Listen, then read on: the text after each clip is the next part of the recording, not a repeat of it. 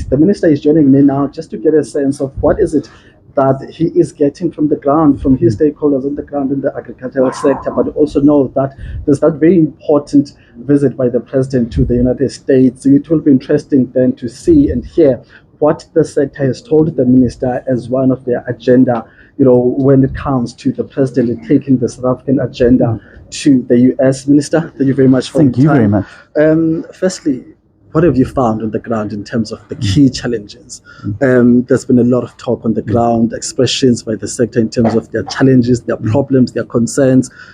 In summary, what are the key things that are coming out? I think there are a number of key things. I mean, topping the list of always is safety and security. We've got issues in our rural areas with crime and criminality, targeting farmers and farm workers. And obviously, as my stakeholders in the Department of Agriculture, their safety and security is paramount. But there are also some other concerns. There's obviously the tariff issue in the United States, but also on the local front, road infrastructure has been a big point that a lot of made deterioration of roads, the damage it does to both vehicles, equipment, and also to the product being able to get to market.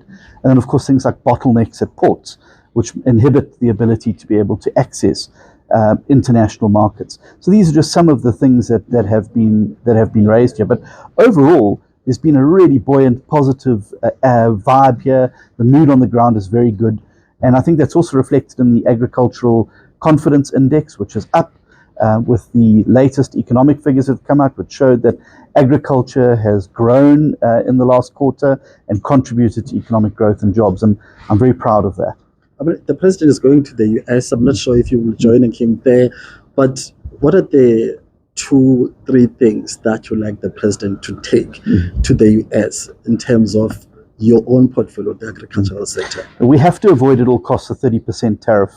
It'll make South African agricultural products absolutely unaffordable and uncompetitive in that market. So we would like to have the free access. I think it's also a very good opportunity for President Ramaphosa to be able to meet with his counterpart to dispel some of the myths and misinformation that have been whispered in his ear about South Africa. Things like a genocide. There's no genocide in South Africa. Things like mass expropriation without compensation. It's not a single farm that's been expropriated without compensation in South Africa. Yes, we have some issues with crime and criminality, but these affect all of our citizens in the same way. And so what we need to do is to make sure that when important trading partners like the US are making decisions around their outlook, their trade, their positioning, that they're making it based on the facts and not the fiction. Yeah. And I think that's going to be very, very important. And then, of course, I want more market access for South African agricultural goods. Currently, we can only get citrus into the US from the Western Cape and I think it's Limpopo. That means that 85% of the rest of our citrus production doesn't have exposure. Yeah. I'd like to change that. I mean, in your engagements with the agricultural sector, following the 49 people left for the US, what are the general farmers saying on the ground in terms of that, those concerns raised by those 49 individuals? Are they sharing the same sentiments? How do they feel about that incident and generally the idea of living in South Africa? Well, I think that certainly everyone I've spoken to over the last few days and here at NAMPO have, of course, expressed some of these concerns, and we've traversed some of those already. But what I have seen is them committed to staying here and fixing those things and being part of the future and part of the solutions here. I think that we can't determine where people live and what their life choices are. That's for them to make. I happen to think that they've made a mistake. I think we're on the cusp of great things here in South Africa with new government, with new energy, with new growth initiatives. And I think that South Africa is going to start to take off in a major way. And it's going to become the envy of the world in many respects. But my focus is not on those people who've left. My focus as a Minister of Agriculture on those farmers and farm workers and people in the agri-space that have chosen, like me, to stay here and make a difference. And they're going to get my full attention and focus and support over the coming time while I'm Minister. I mean, our own engagement with some of the farmers here, one of the things there is the issue of uncertainty when it comes to policies relating to the Land Expropriation Act. The minister, your colleague in cabinet, Minister McPherson, did try to really explain to them that actually this is not such a bad idea, even though they might have concerns. What is your sense in terms of, are they getting the message that the government is trying to send to them in terms of clarifying the importance of the Expropriation Act, but also in the modality in which it should be achieved?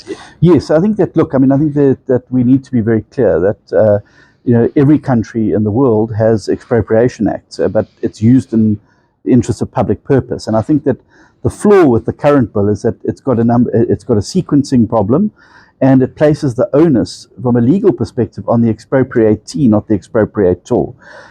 And I think that property rights are the bedrock of any foundational democracy and any flourishing economy. If you have a look at the most successful economies in the world, property rights are there.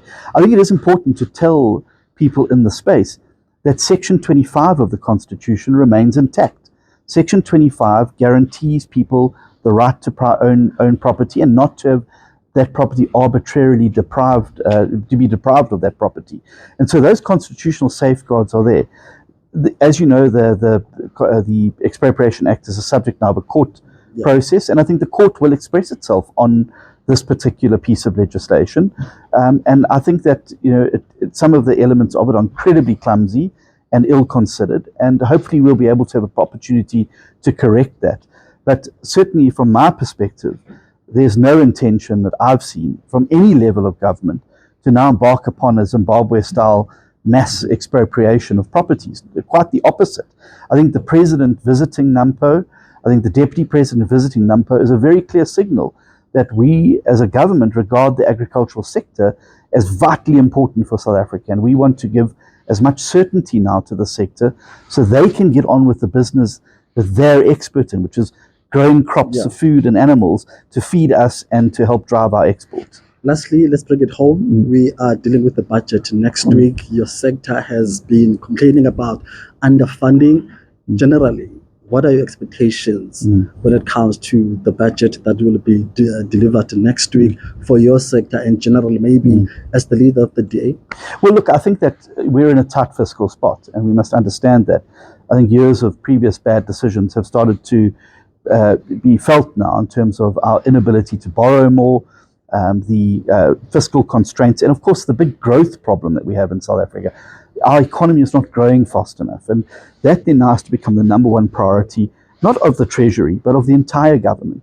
How do we grow the economy? How do we create more jobs? And every minister should be held accountable in their own sector for what they're doing to grow the economy and create jobs using the leverage in their sector.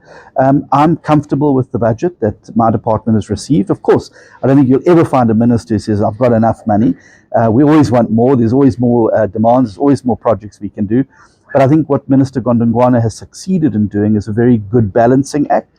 And I think we're going to see a budget that will pass the House quite easily, and we can then get on the process of building the economy. So you are happy, you are ready to support the budget by next week? Well, we have to see it in its final form, but certainly what I've seen to date, I'm incredibly comfortable with, and I think that Minister Gondongwana, as I said, has done a really effective balancing act that will see no extra borrowing and no extra taxation on an already burdened sector, no VAT increase, so that our people can breathe that sigh of relief. And I think that it's a sign that the government has listened to what the people have said, and we now have a budget that I think will I mean, it's never going to satisfy everybody, but I think it's a good start now for us to have a platform to start growing the economy, so we don't end up fighting over who's going to get taxed more, who's getting cut, and how we're going to spend.